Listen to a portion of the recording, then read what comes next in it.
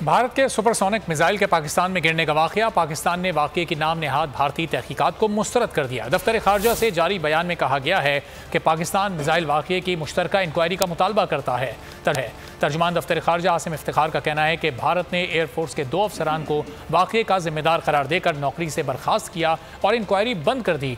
Pakistan inquiry बंद करने के भारतीय इक़दाम को यकसर मुस्तरद करता है। भारतीय अंदरूनी कोर्ट ऑफ इंक्वायरी नाकाफ़ी और गैर तसल्ली बख्श है। आसिम इफ्तिखार का कहना था कि भारत पाकिस्तान के मुश्तरका इंक्वायरी के मुतालबे को पूरा करने में नाकाम रहा।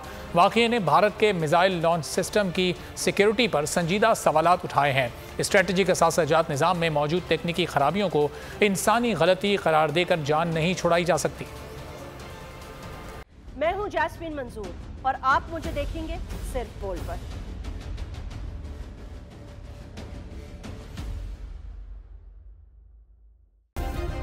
सब्सक्राइब करें और बेल दबाएं ताकि कोई खबर रह न जाए।